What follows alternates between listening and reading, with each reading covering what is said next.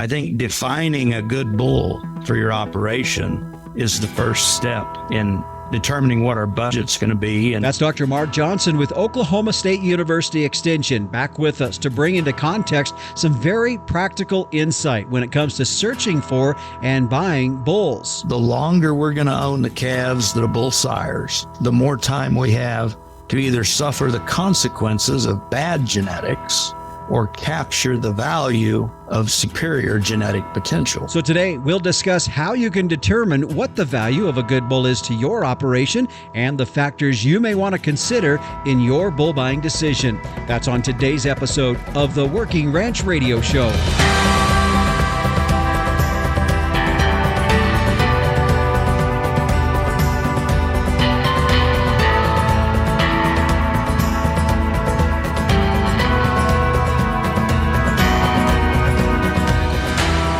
Hi again, everyone. This is the Working Ranch Radio Show. I'm Justin Mills, your host, and we're glad to have you joining us on our program today.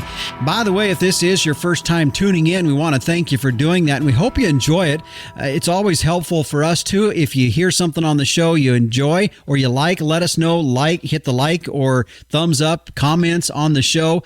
And if you hear something you don't like, or if you have a question, please feel free to reach out to me. You can do that by getting a hold of me at justin.workingranch@gmail.com. Now, before we jump into our interview real quick, we will have a special interview today as the captain, Tim O'Byrne, who is publisher of Working Ranch Magazine, will join us later on with a special interview that he has. In addition, he will also be giving us his Tim's 2 cents this week. And of course, meteorologist Don Day will join us towards the end of the program with a look at our long-term weather.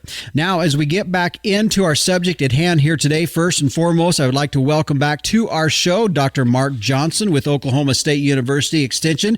He is their beef cattle breeding specialist. And Dr. Johnson, thanks for joining us here today on the Working Ranch Radio Show. It's good to be with you, Justin. Well, as I told you before we went on air, I had such a good response from our last show that you did with us. It was back in November of 23, episode 142, entitled Cost-Effective Feeding Using Cowboy Math. And I guess what I appreciated about this and our topic that we're even going to get in here today is just the practicality of it, is just sitting down and simply doing, and you always refer to it this way, as kind of some cowboy math. And I think that's a good way to look at it.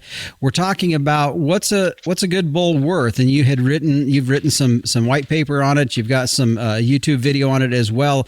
And I thought, in light of where we're at in this time of the year, I realize there's already been several bull sales, but we still have several ahead of us.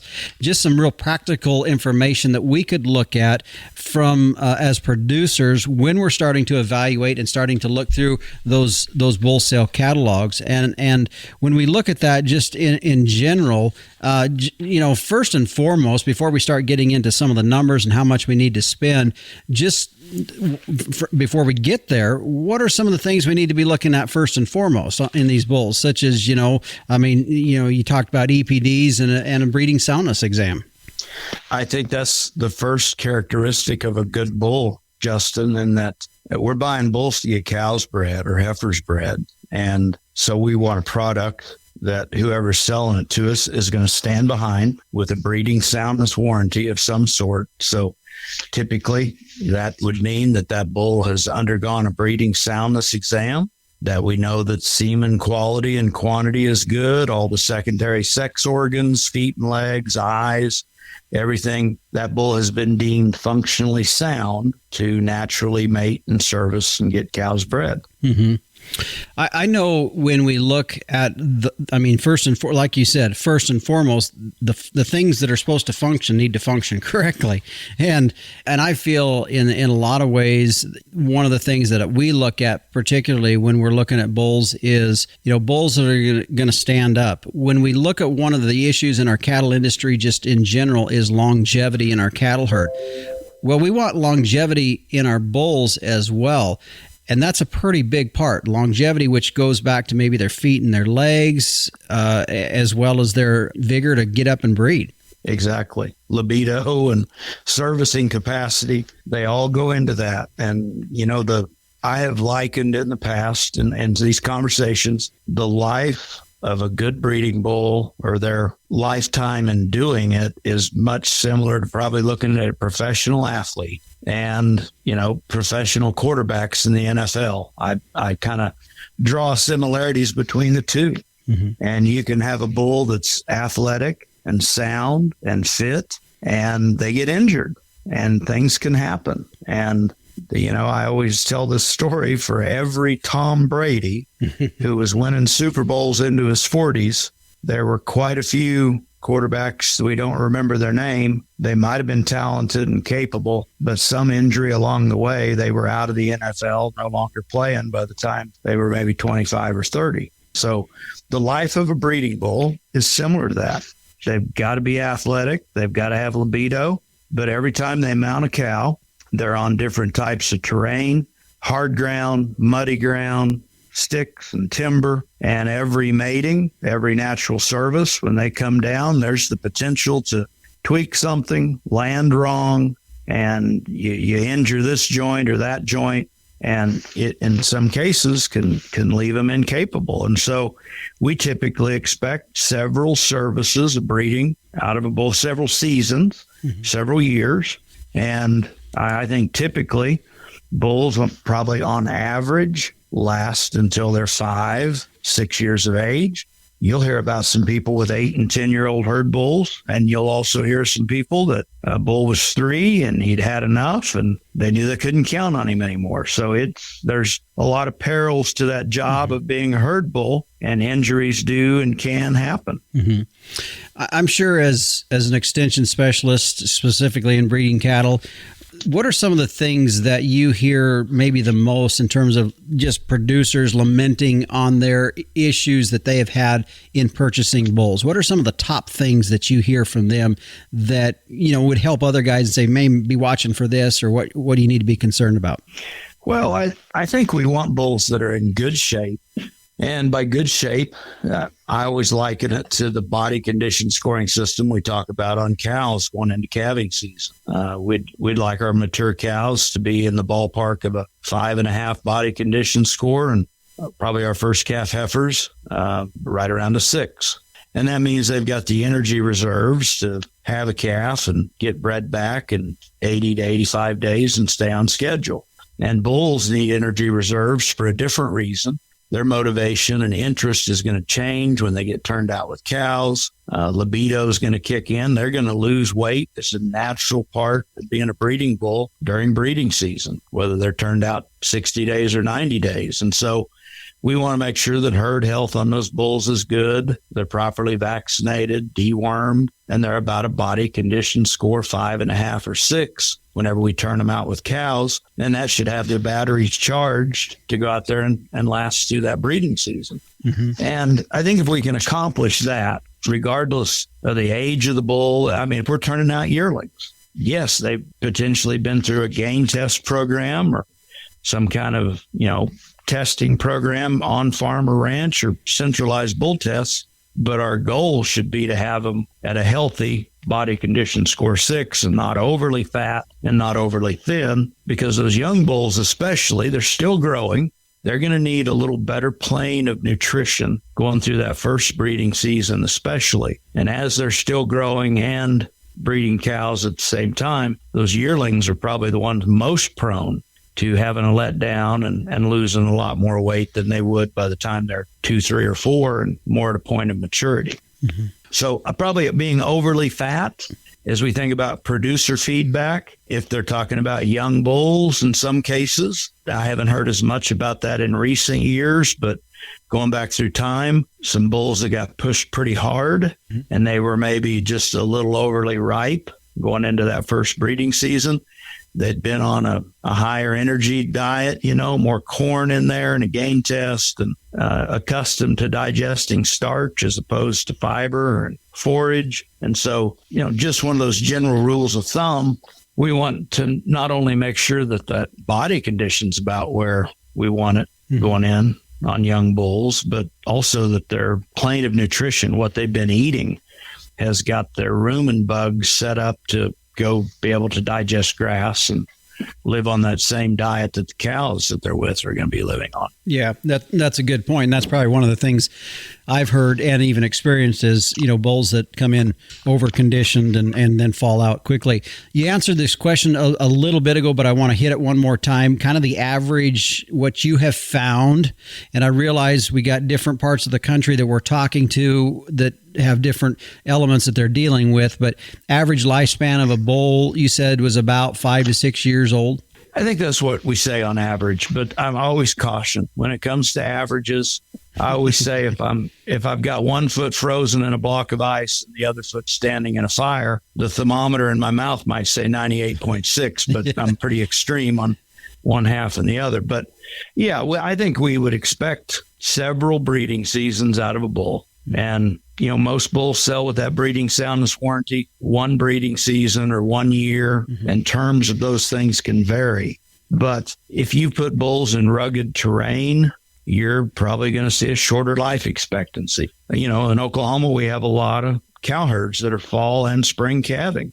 And so they might be using those 2-3-year-old bulls on 25 to 35 cows in the spring, pull them in, get them fed back, get them in the right condition, and turn them out again in November, December on a set of fall calving cows. And so the more you increase the amount of services they're going to do and those perils we talk about every time they breed a cow, you're probably just increasing the odds that an injury might happen somewhere along the way. Yeah. So I always hate to talk about averages because there are parts of the world where people probably would say, well, my bulls don't last till they're 5 or 6. But I think it depends on where you're at, the terrain you're running them in. And in some cases, how many other bulls are they running with? Yeah. Are they by themselves in a pasture with, the right amount of cows for their age? Or are they in really big pastures and lots of bulls running on many, many cows and more potential for fights and injury and stuff like that? So all those things kind of stack the odds against them and potentially decrease that normal life expectancy. Yep, for sure. Well, let's take a break here. And folks, when we come back, we're going to continue. Dr. Mark Johnson with Oklahoma State University is our guest today. And we're going to get into the meat of the program of what I brought him onto and what's a bull worth these days. What's a good bull worth, I should say. He's going to work through some numbers for us and work through some of what that's going to look like when we come back here on the Working Ranch Radio Show. This segment today brought to you by Diamond V, natural immune support postbiotic feed additives, because your animal's health deserves a healthier approach. Find out more at diamondv.com. We'll be back after this. When your goal is to help animals reach their full potential, health matters. Diamond V offers a fresh perspective on animal health, a perspective that supports gut health, strengthens immunity, and enhances performance. For those who choose to invest in keeping healthy animals healthy, feeding Diamond V makes a statement about another dimension of profit, where margins are measured by confidence in your future. To get a fresh perspective, visit diamondv.com, because animal health deserves a healthier approach.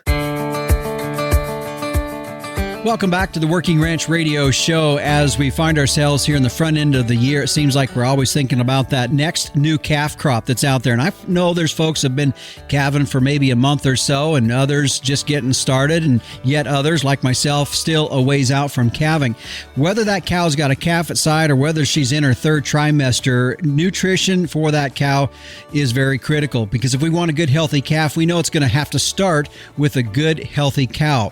And a new generation supplements, I'm going to put it simple, they have a tub for that. And I don't mean that they have a generic tub. What I mean is, with over 2,000 dealers all across the United States and Canada, they know that the nutritional needs in different parts of the country are critically important, which is why they have over 100 different formulas that meet the nutritional demands and the needs for cattle in different parts of the country. There's plenty to worry about as ranchers, and supplements does not have to be one of them. I encourage you to stop by your local New Generation Supplements dealer. Now, they're the manufacturer of products like SmartLick, Megalick, and Feed in a Drum. You can learn more about supplements made for successful spring calving season. You can go to their website at newgensupplements.com. Well, as we get now back into the meat of the matter and our subject at hand today, what's a good bull worth in 2024? My guest today is Dr. Mark Johnson with Oklahoma State University Extension.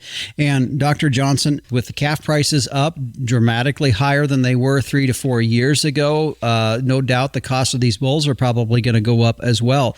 But how do we measure that efficiently? How do we know what we should be spending? How does that relate? How can we correlate that back to really the end game, the calves that we have, what we're planning to do with all of those? So let's start from the top of that. How do you determine or recommend we value a good bull?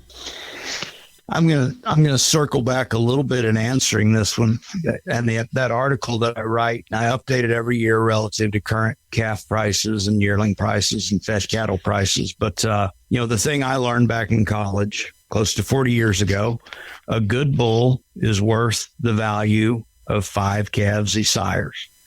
Now, I don't know that any empirical evidence or any referee journal articles were ever cited when I was taught that. I would have heard that from several professors going through my animal science degree here at OSU.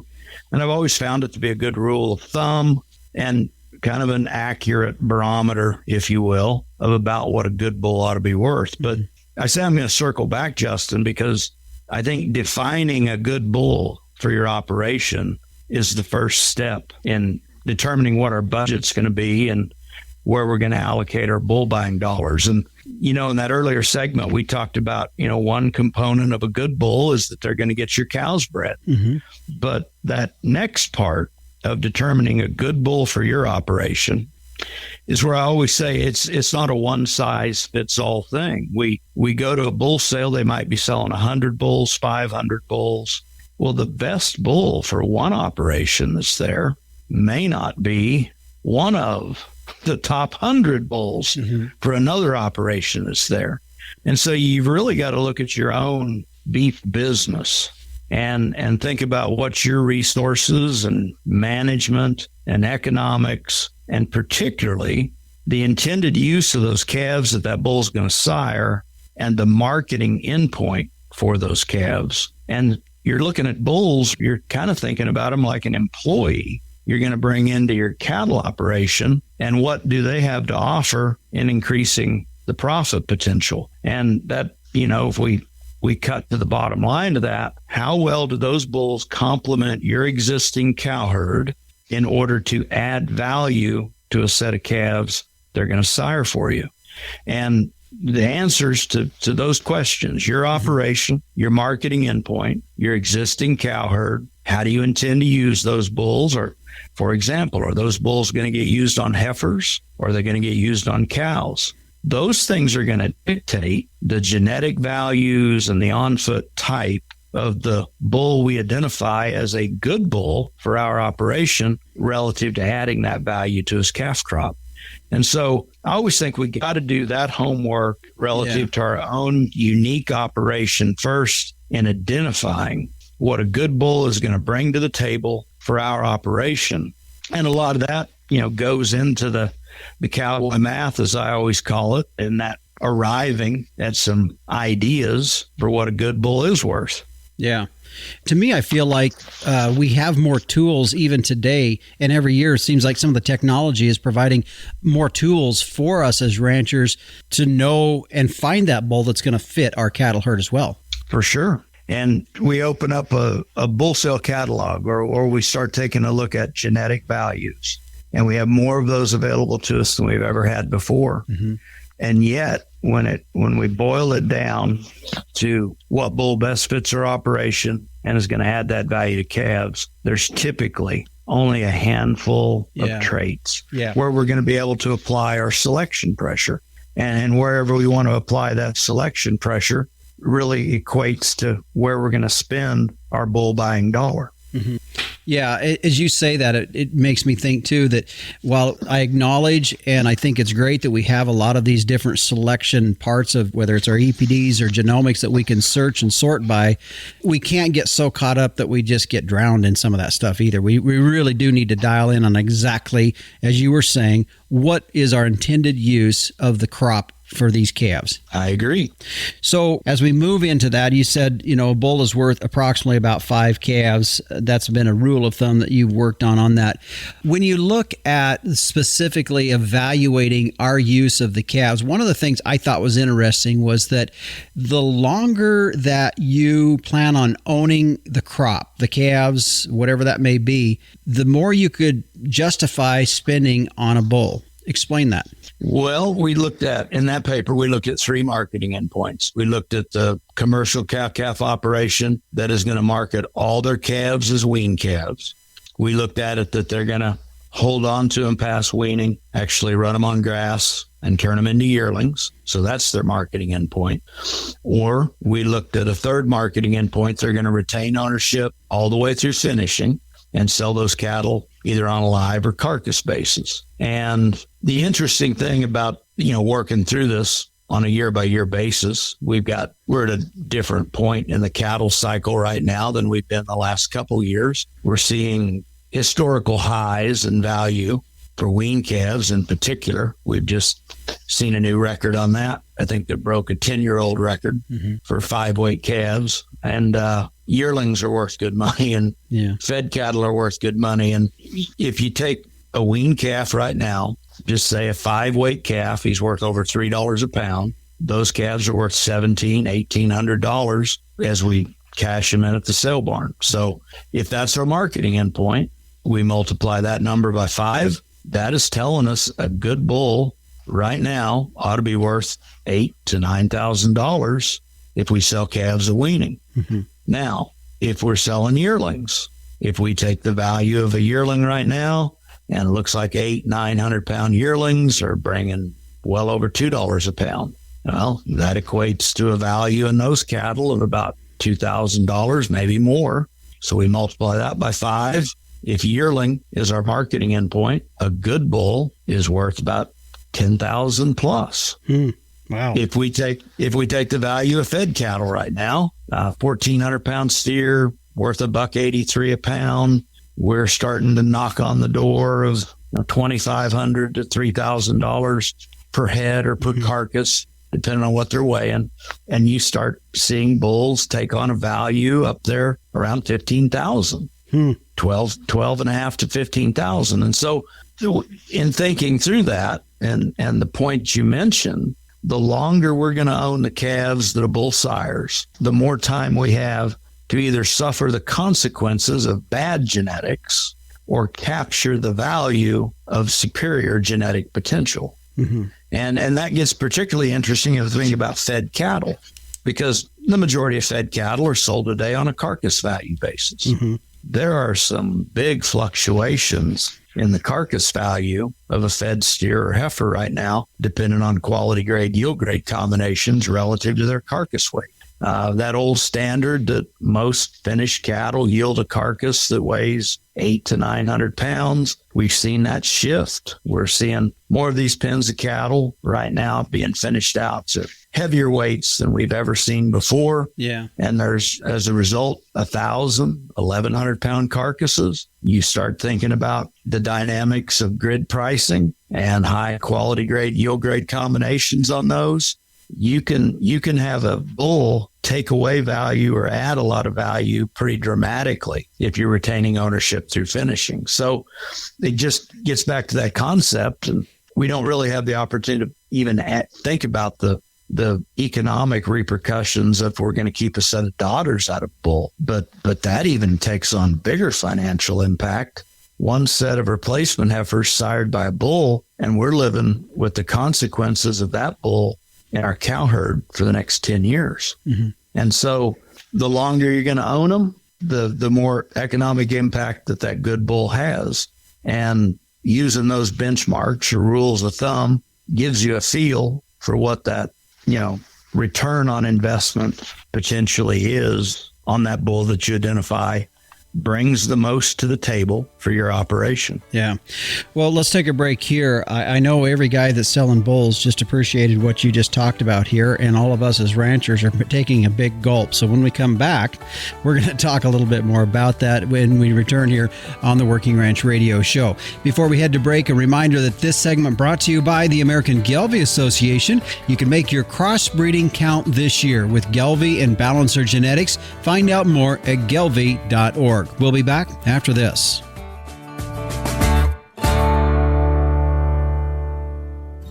Capitalize on crossbreeding with Gelbvieh and Balancer bulls.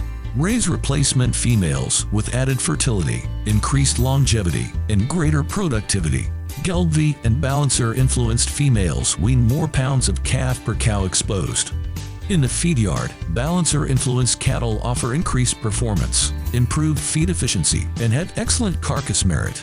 Balancers add the pounds, make the grade, and deliver the value. Make your crossbreeding count with Gelbvieh and Balancer Genetics. Welcome back to the Working Ranch Radio Show. As we continue on, my guest today is Dr. Mark Johnson with Oklahoma State University. And Dr. Johnson, as we were just talking in the last segment, our program initially overall just talking about what is a bull worth as we see these calf prices going up and what should we be paying, looking in context with how we plan on using the genetics, the offspring out of that bull. You threw some numbers out there, approximately rule of thumb that is something that you've worked off of for many years. Bull is worth about the 5 head of calves, the value of 5 head of calves. And you worked through those different scenarios with us. And as we joked as we went on break there, I said all of the guys selling bulls were saying amen to what you said, while all the guys, ranchers like myself, were saying, oh man. And how do we bring this into balance? Because that's a big difference. Those prices you talked about, that is a big shift than where we've been at. And at the same time, then we start putting into context the value per breeding as well. And, you start getting $10,000, $12,000, $15,000. Your cost per breeding is now, in the $80 per breeding for that bull. And so let's bring some of this into context a bit. Well, I think, again, it helps to get back and take a look at, identifying that good bull for your operation. And when we're talking about using rules of thumb of what they can be worth, everybody's got a budget. And another part of that equation is does that bull fit your budget? Mm-hmm. And I'll give you an example, Justin. I had a question on this from a producer this week. And his marketing endpoint, he's looking for a bull to use on his mature cows. These are Angus bulls that he was considering. And he sells all his calves off wheat pasture as yearlings each spring. And so there's a bull that's got a $3,500 price tag, sells with a breeding soundness warranty. The yearling weight EPD of that bull is 150. So we're using that as a benchmark. Mm-hmm. $3,500 bull, yearling weight EPD of 150. 150 is a pretty healthy yearling weight EPD. Mm-hmm. But he's got another bull that he could buy for $7,500. It's got a yearling weight EPD of 182. So we got a 32-pound difference. Now, to cut this down to the basic parts, if I've got $3,500 as my budget to buy a bull today, I buy the $3,500 bull and I got a bull to get my cows bred. Mm-hmm. But if I look at this as a business model and what this bull has to offer and what is going to be the return on this investment, looking at current prices, and these are prices we expect to see hold true here for a few years. Yep. 32 pounds of weaning weight right now on the USDA market report for Oklahoma this week, conservative value, about $220 a pound. Mm-hmm. Again, are we talking about 900 pounders, 800 pounders, 1,000 pounders? That's going to be part of this equation. Everybody's going to have to fit in for themselves. But I'm just ballparking a pound of yearling weight at about $220 in value over the lifetime of this bull. Now, I'm assuming these bulls over 5 years of service are going to end up siring about 150 calves. This is another part of the equation. Producers are going to have to answer this for themselves. What's the life expectancy? How many calves are they going to get out of that bull over his lifetime? But I'm figuring if the bull lasts at least 5 or 6, I should see him sire about 150 calves. Mm-hmm. So that's part of my math. 150 calves, the 182-pound yearling weight versus 150. means that 32 pounds a calf, over 150 calves, worth $2.20 a pound, that $7,500 bull generates me about $10,560 additional revenue over his lifetime. And he's doing that at $4,000 more cost. So the extra $4,000 subtracted from that $10,000 plus, that bull adds about $6,500 over what he's costing over his lifetime as a herd sire as compared to that $3,500 bull. Mm-hmm. Now, again, we can get more conservative with the numbers. Yeah, everybody's got to figure out how many. If somebody only owns 20 cows, then that bull's not going to sire 150 calves for him in the next 5 years. Yeah. Then your math becomes maybe siring 100 calves out of those 20 cows. But that's the kind of numbers I encourage people to work through in figuring out if that bull fits your budget and what he brings to your business model of your cattle operation. Yeah, very good. I think it's very practical. Some key points that as we go through that again is, what's your years, you think you're going to have that bull, or that bull can stay healthy for you and go on. Keep in mind, some of that's beyond our control, but just in general. And then at the same time, as you said, also, what do we plan on doing with that? And how long do we plan on maintaining ownership of those cattle? Those are two big things that kind of play into this that I see. Am I missing anything? No, I think that's it. It really gets back to looking at your own operation and figuring out the bull that offers the most to you for profit potential and bottom line. Mm-hmm. And everybody's operation is going to be unique in that sense. Yeah. And I know one of the things you and I talked about before we went on air here even today was just a little bit when you start looking at some of these costs per breeding. I think that's one of the things you do need to break it down to is cost per breeding. As you work through that last example with us was very good there. Is also evaluating, especially if you're in a situation where you're wanting to keep replacements, is it then evaluating the cost of AIing? And again, as you and I were talking about, that's a whole other ball of wax, but it's something you kind of probably should throw in some of that context as well, don't you think? Oh, I agree. If AI breeding, if that potential exists in an operation, you've always got to consider it, but it comes with its own multi-layered questions that you've got to answer for your operation as well. Yeah. It's, we can look at that semen and we might figure we're going to purchase the semen that we're going to need. And, if we figure a 60% conception rate on AI means we're going to probably need if we got 100 cows, we're probably going to need to start with about 150 straws of semen. We may get that purchased for $10, $20, $30 a straw. Prices are going to vary. But then we get into the other considerations of, are we going to synchronize those cows? Yep, all the protocol. How many times do they need to go through a chute in order to get synchronized? If we do that, we're going to confine the amount of time we need to check heat into a shorter period. If we're not going to synchronize them, then we're going to have an extended amount of the breeding season that we're checking heat twice a day. And then we got to catch them. And then we've got to have the facilities to get them caught and contained and get them AI bred. And then are we capable of that ourselves, or is that something we're going to have to hire done? And so as you start doing the math and the availability of AI technicians, and what's your time's worth to heat check and what the different things are that you're going to need to do a heat synchronization, there's several layers of costs there that you've got to work through in determining the value of that. Yeah, I think so too. And I feel, Dr. Johnson, with our conversation here today, I don't think it's anything that's for a lot of us that we, in the back of our minds, haven't sort of thought about or worked through. But I feel like our conversation was valuable just in the fact that for some of us, or for some folks, it's just a matter of working through that and hearing it come from somebody else to maybe put into place the direction we need to be looking at. And as I said before we went on air, sometimes I felt in years past, some guys have spent way too much on bulls, and there's probably some people that spend way too less than they should on bulls. And really, this whole thing just in general is just helping us to identify where should we be at. Yeah, and gets back to, is it the right bull? Yeah. And that price point, I think, is always relative to identifying the right bull, the best fit for your operation. And that's going to influence that price that you're going to invest in genetics and determining what that price point is. You bet. Well, I appreciate you taking the time to do this and sit down with me here on this, and appreciate your insight on this topic. I enjoyed it, Justin. I appreciate you reaching out. You bet. And again, Dr. Mark Johnson with Oklahoma State University Extension. My guest here today is their beef cattle breeding specialist. If you want to find out more information, you can go to their website at extensionokstate.edu. And keep in mind, I will also put a link in the show notes that you can find by going to the podcast site as well. And some very useful information. Like I said, it's probably something that for most folks, maybe you've done a little penciling on that, but I think it's always good to review this topic and just see where we're at so that we're in line with our goals and plans of what we want to see our herd accomplish and get to as we move forward in each of our ranching operations.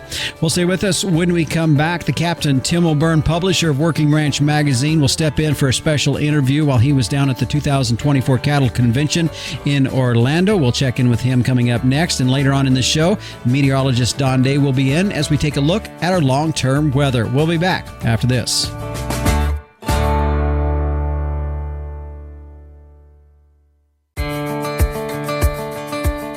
Welcome back to the Working Ranch Radio Show. If you remember back the end of January, first part of February, the 2024 Cattle Convention was taking place down in Orlando, Florida this year, and the Captain Tim O'Byrne was there with Working Ranch Magazine, as he is each and every year, to take in all of the activities, the events that were there. In fact, if you remember, when he chimed in for that week's edition of Tim's 2 Cents, he was a bit overwhelmed with all of the new things he was seeing there on the floor of the trade show, and while he was there, he was able to sit down and catch up with Dr. Jason Nickel with Merck Animal Health. Let's listen in now on that conversation. Doc, always a pleasure to have you on the show. Tell us what's going on with Merck Animal Health. You got something new cooking? Yeah, Tim, no, thanks for the opportunity. And yeah, we always have new things cooking. Our biopharma portfolio continues to expand, and that segment of the business continues to be there, and we'll continue to innovate in that area. However, we are expanding our business beyond biopharma and into the animal monitoring realm. And so specifically, where I find myself focusing a lot of my time is in the feed yard segment, and with that, the product Sense Hub feedlot. What's that, Sense Hub? So that's part of the monitoring arm that you're kind of expanding into, correct? Exactly. And so Sense Hub is really nothing more than just the umbrella, if you will, of the product line. But what this encompasses, Tim, is a product that is in the form of a wearable device, in the form of an ear tag, that collects animal activity and temperature simultaneously. Mm-hmm. And we use artificial intelligence techniques to ultimately tell us, is that animal different than how it has behaved historically, but also is it different than the group? And so what we're looking for is outliers in the population. And the whole premise behind this is that, especially when it comes to bovine respiratory disease, which is our number one health issue in that post-wean beef calf, we know from experience that our ability to find that is overwhelmed by the animal's ability to hide. Yeah. And so if that makes any sense. It does to us, yeah. You're right. Prey predator. Exactly. They are a prey species, and the last thing that they want to do is convey weakness. And so they will conceal clinical signs of illness or lameness or whatever the case may be. And so the whole objective of this system is it's never going to be perfect, but by any means, but we want to improve upon our ability to find that animal early and accurately, with the whole goal of improving treatment response. So I'm intrigued when you say it's sensing different, like the differentiation in the normal behavior or the behavior recorded. That can also be a low temp as opposed to just a spiking hot temp, which a lot of us know that have checked pens and done a lot of treatment shoot side can say, just because I pull him and he comes in at 100.7 doesn't mean he's healthy. That could be actually, significant downward trend. Yes. And that would alert on this system? It would. And so as long as that animal is shown to be an outlier to itself and to the group, it would be flagged. And so to your point exactly, this is not a BRD specific product. And so we are looking for anything that's an outlier, that's different. Yeah. And so we will, we do see lamenesses get picked up. I'm very confident that what we're capturing at times where it's flagging an animal and it, to your point, does not have an elevated rectal temperature. A lot of times we're probably dealing with some ruminal acidosis issues. Right. And so, this goes beyond just treating the infectious disease side of things. There's probably an opportunity in here to just cast a wider net and have more eyes across the entire production system as well. So we've always been, especially in Jason, we talked about this, feedlots have always interested us and a lot of our listeners and readers. The Merck Whisper was just what a great idea and a great premise for that. Does it interface with this? It would interface with this. They don't piggyback off of one another, but that information can be used in tandem. But to your point on interfacing, the SenseHub feedlot system will integrate with existing animal health chute side software. And so honestly, we really try to, if there is software there, to integrate if we can, because it does streamline the data entry process and just make things much easier for the user. Jason, on a broader scope of things, what would now you're out and about, you see a lot of things, you talk to a lot of people. What kind of sense for 2024, and I'm talking about in the animal health end of it, what kind of recommendation would you give us to say, I think you guys ought to really take a look at this, or we should be watching for this coming down the highway? What's kind of at the top of your mind to answer that question? Yeah, no, there's if we had it all figured out, we wouldn't be talking about this, right? Yep. So, I think first and foremost is, at least from our standpoint, is that we want to continue to build on the early success of SenseHub Feedlot and continue to expand that, continue to expand our ability to, provide value to those individuals. I think I would, in my mind, and just taking a step back across the board, whether it be feedlots or swine production or poultry production or dairy production, labor is a consistent issue. Yeah. It is. And so, being able to utilize the system, not to reduce labor by any means, but is there an opportunity to get can we do a better job? And I'm talking about us internally. Can we do a better job at estimating how products like SenseHub Feedlot can help optimize labor, right? And so, can we find ways to where we can use that technology to not have to rely on the training or the experience that we have up to this point, but can we rely on someone that may not have the background, but is still willing and able to go out and go get the animals that the system is alerting, as well as doing other stuff in addition to that. Yeah, the Whisper is a prime example of that, helping out chute side at the feed yard to do your diagnostic right there. It's such an in-depth tool for that.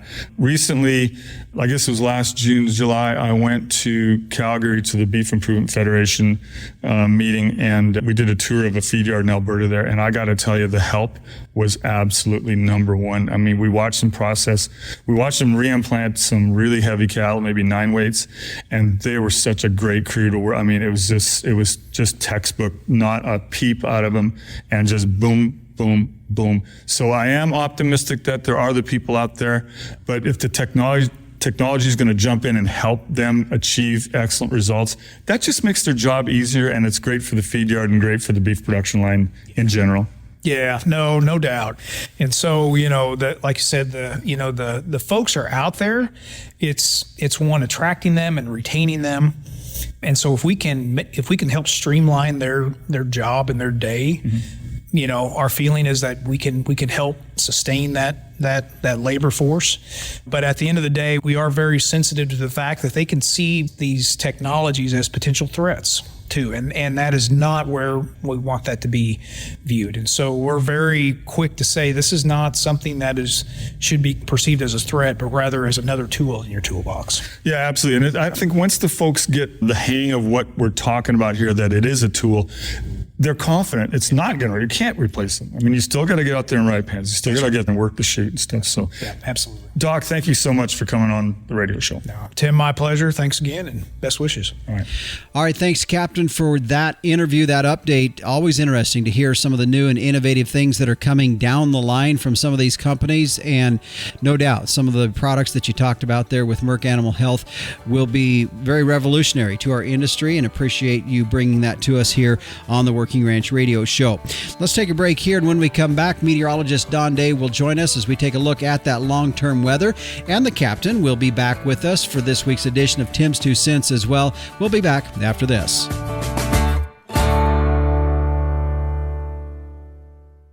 Fascinated by our wild weather? Now you can learn, appreciate, and understand the weather in your own backyard with the new Tropo Rain Gauge. Having achieved the highest rating of any product reviewed by the weatherstationexperts.com, the Tropo boasts rugged durability, impeccable accuracy, and precision to the 100th of an inch. Visit measurerain.com to order a Tropo today and use code RAINDAY. That's RAINDAY for free shipping and 10% off. Go to measurerain.com. And welcome back to the Working Ranch Radio Show, as we're joined now by meteorologist Don Day with a look at our long-term weather. And Don, as we find ourselves, at least in our neck of the woods, having this first wave of March weather coming through, more in the northern tier of the country and up into southern Canada. But as we look ahead into this next week, this next wave is going to be centered kind of through the middle portions of the U.S. Yeah, we've got a very busy Pacific, and it's going to be churning out multiple fronts, multiple storm systems. And just, you had mentioned southern Canada from Alberta through Saskatchewan and Manitoba. This is going to be one of their bigger snow events of the season before it's all said and done. And this is going to be followed up by, I wouldn't call it, let's say, a single system, but multiple systems that are going to be coming out of the northern Pacific through the Aleutians, through the Gulf of Alaska, then coming into the Pacific Northwest and the West Coast. And what's left of these storms will then go west to east across the USA. So March is going to be a very busy month, at least the beginning of it. Yeah. And what is really interesting to watch this is the amount of moisture that the west of the Continental Divide is getting. And it really is centered right over the key snowpack areas that are really reliant on that moisture later in the summer.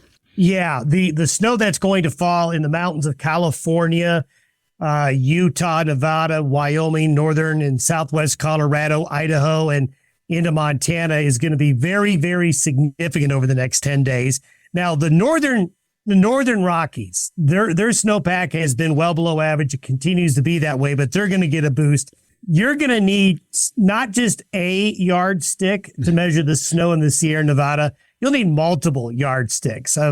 One thing that I looked at before we got on air here was showing the potential for over 10 inches of water, potentially that much could fall over the next 10 days in the Sierra Nevada up high. That's going to equate to upwards of 10 feet of snow. Oh, my word. Yeah, that's you're like you said, it's going to take yards, not feet to measure that. As this progresses, as we see these waves, and you had mentioned that, I believe, even last week when we were talking about that, you were really seeing the March being kind of these waves of storms coming through. What's that going to look like as far as we move out? Is it going to be, a couple, 3 days of a storm and then we kind of break a bit? What are you anticipating it to look like? Yeah, that's a good way to describe it, because what you do is you get into a little bit of a roller coaster pattern where not one particular pattern sets up for a long period. So you'll have a storm in the front, you'll get colder and wet and windy. Then you're going to have a few days where it's going to warm up quite a bit. This is where your backyard thermometer, that thermometer you have on the back porch there, gets a big workout, because you do tend to see the pendulum swing. Because what these Pacific systems will do, and we saw this last week, with the really warm air, they can push out really warm air ahead of them, then bring a sharp drop in temperature behind them. So you get this vacillating up and down pattern, and this is really going to be developing west to east and affecting most of the lower 48 in southern Canada through the first 2 to 3 weeks of the month. What it does lead to is many opportunities for folks to get precipitation, and we're hoping that some of those dry areas in parts of the Midwest, Corn Belt, will be able to pick up some precipitation. They probably will. Yeah. And I know that's generally the talk that I'm having as I visit with people or people are visiting with me is we've appreciated the mild winter, but knowing at some point we're going to need some moisture. And that's kind of one of the things we're thinking about. Real quick, just an update on El Nino. I know it's starting to fade a bit. Is it on course, on track with the timing that you suspected? Yeah, and we are certainly going to be looking at it fading rather rapidly over the next 2 or 3 months. Now, it's not going to become a La Nina right away. We're going to go into a neutral phase, but one thing that we watch is the depth of the warm water near the equator. And it is getting very, very shallow. And there's some colder water below that's coming on up. But there's a lot of Pacific. That is a very large stretch of ocean between South America and north of Australia where we watch this. So it's going to be a process that's going to evolve slowly, but we're going to be able to put the nail in the coffin of this El Nino probably in about 6 weeks or so, if not beforehand. Then we're going to be watching whether or not El Nino comes late summer or fall. So things have not changed in terms of the timing. Okay. All right. Well, Don, appreciate it. We'll check in with you next week. Thanks. Sounds good. And again, that is meteorologist Don Day with a look at our long-term weather. You can find him each and every morning on his daily video YouTube podcast. You can go to his website at dayweather.com and you can get a link from there. Well, the Captain Tim O'Byrne is standing by. He is publisher of Working Ranch Magazine. Let's check in with him now for this week's edition of Tim's 2 Cents. Hey, Justin. Hey, everybody out there in Working Ranch Radio Land. These wildfires down in Texas heading into Oklahoma, just absolutely horrific. Somebody texted me a map of the Smokehouse Creek fire. It's 93 miles long and 20 to 34 miles wide in some places. That's a lot of country. I got to tell you, folks are hauling hay in from all over the place and trying to do what they can. And that's what I love about this rural ranching community we got here. We are always there to help each other out. It doesn't matter how far away you are. If you need us, we're there to help you. There's plenty of places to donate materials and cash to help folks out. It's going to be a while before we get this thing all figured out, but God bless and good luck on all that, everybody. And Justin, on your last episode, you had Attorney Dal Houston on again. I really dig it when you have these guests, these very qualified guests coming back periodically. That gives me a chance as a listener to kind of connect to them and learn who they are over time. And I really like that. And also, I think it enables you to really have a rapport with them and cut straight to the chase. And this is what I love about your podcast radio show. And I did have a question about last week's episode on the estate tax and that.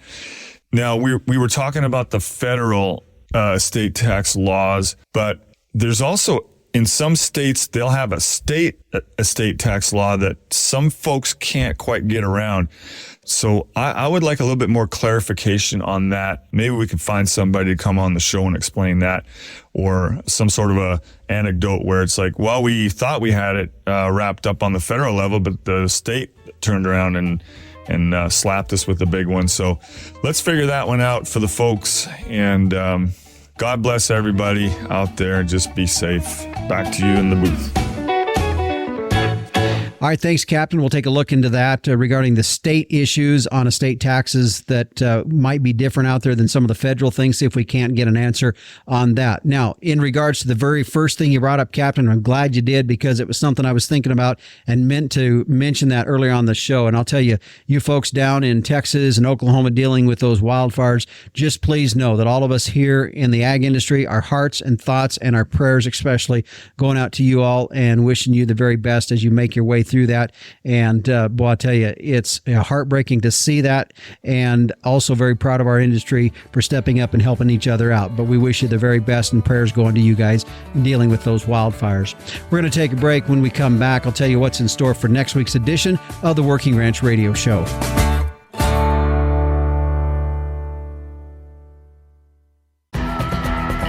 Coming up on next week's show, if you run cattle, my guess is you've probably had to deal with this, and that's lameness in your livestock. Dr. Lacey Farmeyer will be joining us as we're going to be talking about that, so be sure to tune in on next week's edition of the Working Ranch Radio Show. Well, the Working Ranch Radio Show is a production of Working Ranch Magazine, branded #1 by America's Ranchers. Now, if you'd like to get a hold of me, it's pretty simple. My email address is justin.workingranch@gmail.com. Thanks for joining us. I'm Justin Mills, and until next time, keep your chin down and your mind in the middle. So long.